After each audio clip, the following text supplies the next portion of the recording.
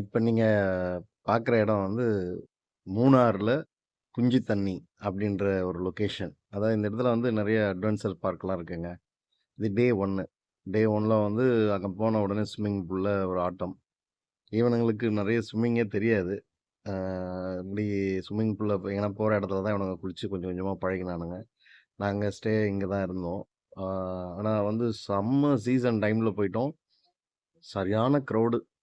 எங்களால எந்த இடத்துக்குமே போக முடியல. எதையுமே சுத்தி பார்க்க முடியல. ஒரு ஹோட்டலுக்கு போனா கூட மணிக்கணக்குல அதான் வந்து 50 பேர் கியூ நிக்கிறாங்க. உள்ள எவ்வளோ பேர் நிக்கிறாங்க, சாப்பிடுறாங்கன்னு தெரியல.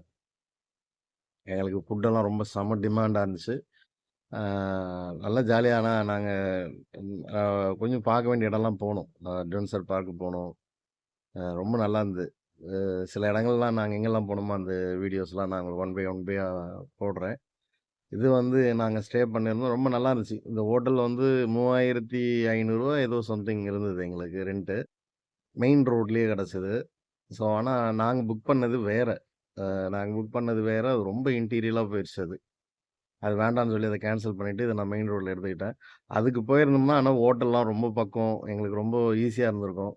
நான் மெயின் ரோடு ரொம்ப இன்டீரியலா இருக்குன்னு சொல்லி மாத்துனேன். ஆனா கடைசியில எங்களுக்கு ஃபுட்டெல்லாம் ரொம்ப கஷ்டமா இருந்ததுங்க. அங்க நான் ஃபர்ஸ்ட்டு புக் பண்ண இடத்துல எனக்கு பக்கத்திலேயே ஹோட்டல்லாம் நெறைய இருந்தது. அங்க எனக்கு அவ்வளோ டிமாண்ட் சாப்பாட்டுக்கு இருந்திருக்காது. ஆனா இந்த லொகேஷன் வந்து ஃபுல்லா அட்வென்ச்சர் தான். ஃபுல்லாவே ஏகப்பட்ட கேம்ஸ் இருக்குங்க.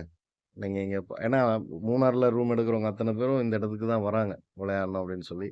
போயிட்டு பாருங்க. ஆனா மூணார்ல செம்ம ஹில் ஸ்டேஷன். அருமையான ஒரு பிளேஸ்ங்க.